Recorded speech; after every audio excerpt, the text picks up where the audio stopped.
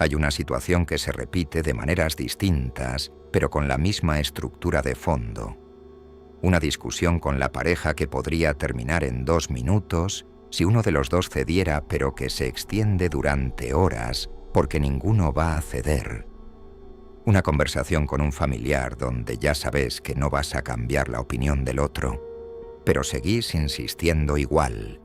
Una decisión que tomaste hace años y que cada nueva evidencia de que fue equivocada te genera más defensa en lugar de revisión.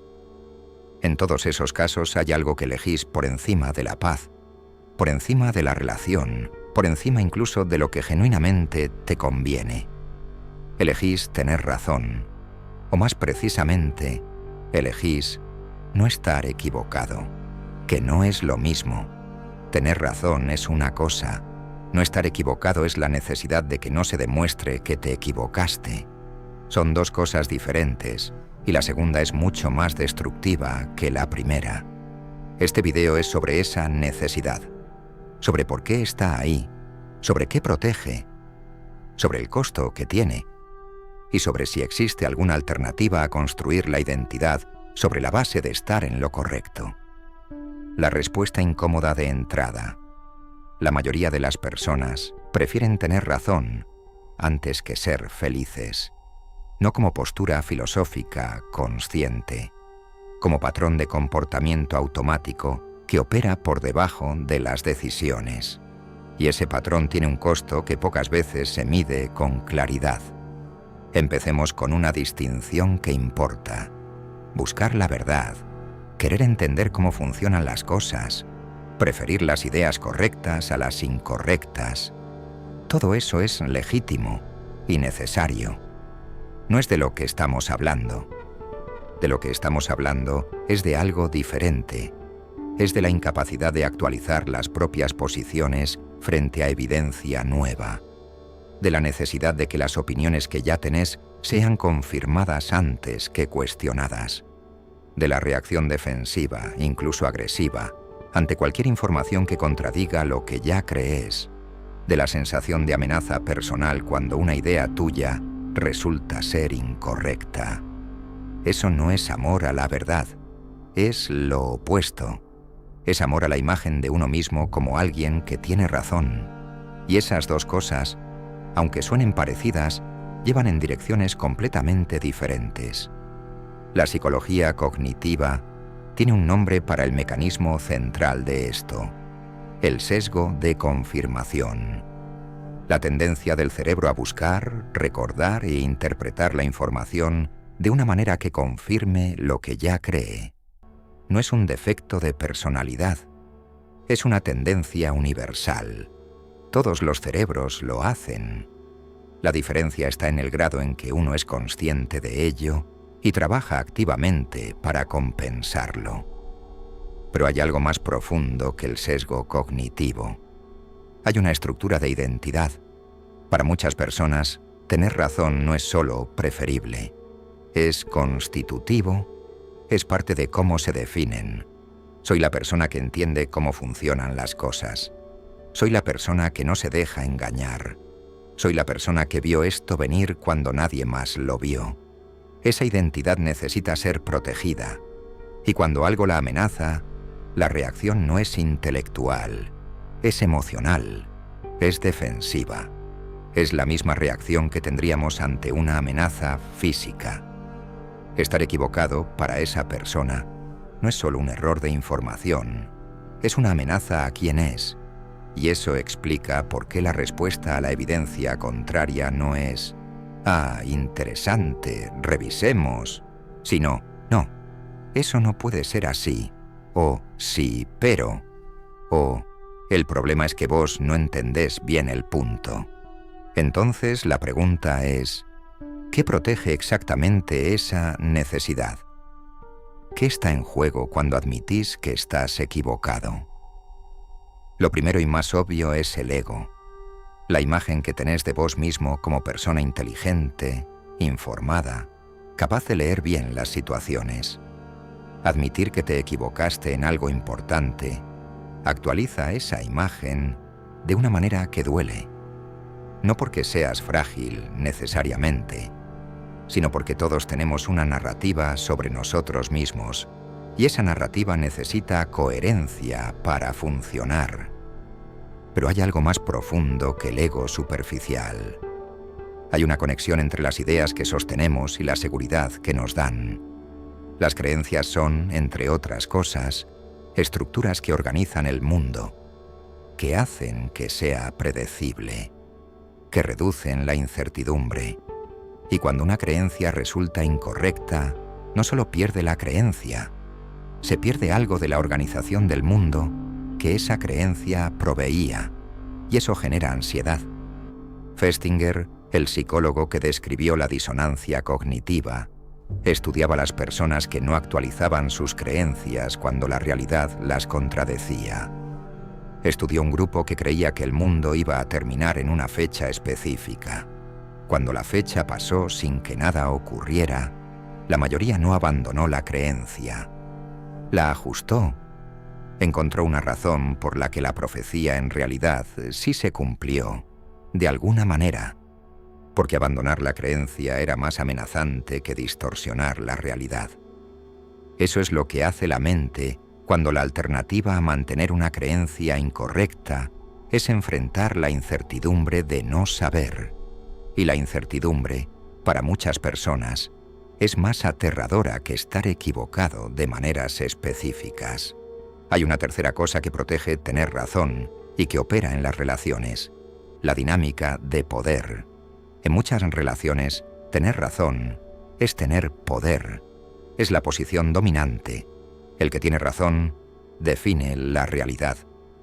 El que está equivocado tiene que ajustarse. Y ceder ese poder, admitir que el otro tenía razón, se siente como una rendición, como un movimiento en la jerarquía relacional.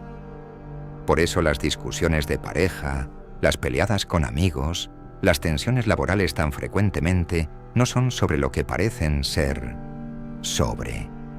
No son sobre quién dejó la llave en el lugar equivocado, ni sobre cuál es el mejor camino al aeropuerto. Son sobre quién define la realidad, quién tiene autoridad sobre lo que es verdad en esa relación. Y ceder en eso, aunque sea en algo pequeño, se siente como ceder mucho más. El problema con preferir tener razón antes que ser feliz es que el costo no se presenta junto con la decisión. Se paga después, y para cuando se paga, ya es difícil conectarlo con la decisión que lo generó. En las relaciones el costo es acumulativo. Cada vez que no cedes en una discusión que podrías haber cedido, cada vez que insistís en tu posición más allá de lo que la situación justifica, cada vez que el otro tiene que tragarse su posición para que vos puedas mantener la tuya, se deposita algo, una pequeña dosis de resentimiento, de distancia, de la convicción de que hablar con vos no vale la pena porque siempre ganás vos. Y eso se acumula, y en algún punto la relación tiene una calidad diferente, más fría, más transaccional, con menos espacio para la vulnerabilidad y el diálogo real.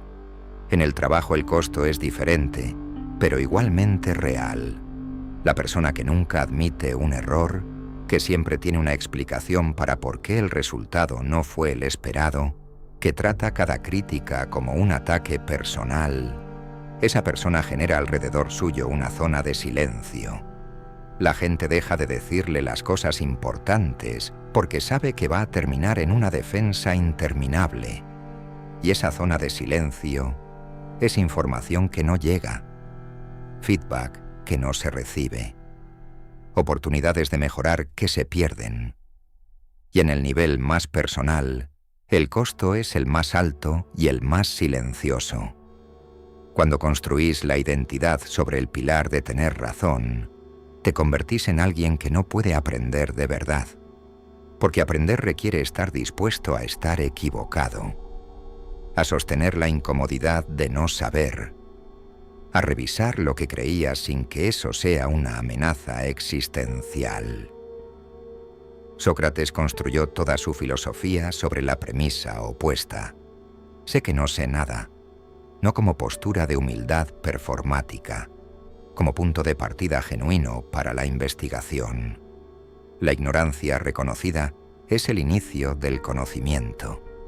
La ignorancia negada es el fin de cualquier posibilidad de crecer. Y hay algo más. La persona que necesita tener razón vive bajo una presión constante y silenciosa. La presión de mantener la coherencia entre todas sus posiciones, de nunca contradecirse, de explicar cada situación de una manera que confirme lo que ya creyó. Eso es agotador. Es un trabajo mental enorme que se hace de manera automática y que consume energía que podría ir a otro lado. La libertad de poder estar equivocado, de poder decir, me equivoqué, sin que eso sea una crisis, es una forma de liviandad que las personas que necesitan tener razón nunca experimentan del todo. Hay algo en la cultura, especialmente en ciertos contextos, que hace que admitir un error sea particularmente difícil. Y no es solo psicología individual, es también el ambiente en que esa psicología opera. Vivimos en culturas que penalizan el error de maneras que van mucho más allá de lo razonable.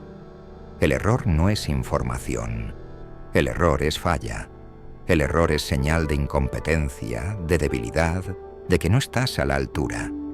Y esa penalización hace que la respuesta racional, aunque disfuncional, sea no admitir el error, cubrirlo, explicarlo, redirigirlo hacia otro lado. Las redes sociales agravaron esto de una manera específica. Cada opinión que expresas queda registrada. Y si más adelante cambias de posición, hay un registro de lo que dijiste antes, y eso genera un incentivo perverso para no actualizar las propias posiciones públicamente, para mantener la coherencia performática, aunque la evidencia haya cambiado. Eso tiene un nombre en filosofía: el costo hundido de las posiciones. Una vez que tomaste una posición públicamente, el costo de cambiarla incluye no solo la revisión intelectual, sino el reconocimiento público de que antes estabas equivocado.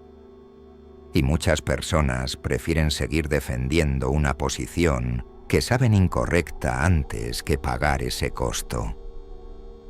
Bertrand Russell escribió que el problema del mundo es que los estúpidos están llenos de certeza y los inteligentes llenos de dudas.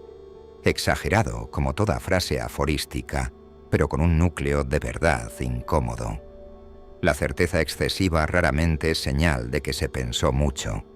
Es señal de que no se pensó lo suficiente, o de que se está protegiendo algo que no tiene nada que ver con la búsqueda de la verdad. Hay una alternativa. No es fácil, no llega de un día para el otro, pero existe y vale la pena describirla, porque muchas personas no la tienen como opción disponible, porque nunca la vieron en funcionamiento. La alternativa es construir la identidad sobre la capacidad de pensar bien en lugar de sobre el resultado de haber pensado bien. La diferencia es enorme. Si lo que te define es pensar bien, entonces actualizar una posición cuando aparece nueva evidencia es coherente con esa identidad. Es exactamente lo que hace alguien que piensa bien. Si lo que te define es haber tenido razón, entonces actualizar la posición amenaza la identidad. Esa diferencia de dónde pones el ancla de la identidad cambia completamente la relación con el error. El error deja de ser una amenaza y se convierte en información, en la señal de que el pensamiento tiene que ajustarse, en la oportunidad de entender algo que antes no entendías. En las relaciones, la alternativa es entender que ceder en una discusión no es perder, que hay algo más valioso que tener razón en cada intercambio, que la calidad de la relación a largo plazo depende de que los dos tengan espacio para estar equivocados sin que eso sea una catástrofe, y que el que siempre gana las discusiones generalmente termina solo, porque nadie quiere seguir peleando con alguien que no puede perder. Frankl, que pensó mucho sobre qué hace que una vida tenga sentido, decía que la madurez no es la certeza, es la capacidad de tolerar la ambigüedad, de vivir con preguntas abiertas, de actuar sin tener toda la información que querías tener. La necesidad de tener razón es, en el fondo, intolerancia a la ambigüedad disfrazada de convicción. Hay una frase que se atribuye a Keynes que dice algo así: cuando los hechos cambian, yo cambio de opinión. ¿Vos qué haces? Es una pregunta simple, directa, y la respuesta que le das en la práctica real de tu vida dice más sobre vos que cualquier posición intelectual que sostengas.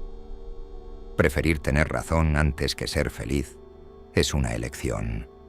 No siempre consciente, no siempre deliberada, pero es una elección. Y como toda elección, tiene consecuencias. Las consecuencias son las relaciones que se distancian, el aprendizaje que no ocurre, la presión constante de mantener la coherencia, la soledad de alguien que nunca puede estar equivocado, porque estarlo sería demasiado. La alternativa también es una elección, más incómoda al principio, más costosa en el corto plazo, pero que a la larga produce algo que la otra no puede producir: la posibilidad de estar realmente presente en las conversaciones, de aprender de verdad, de tener relaciones donde los dos existan de verdad, tener razón o ser feliz. A veces son lo mismo, muchas veces no lo son. Y cuál elegís cuando no lo son, dice todo sobre qué valorás de verdad.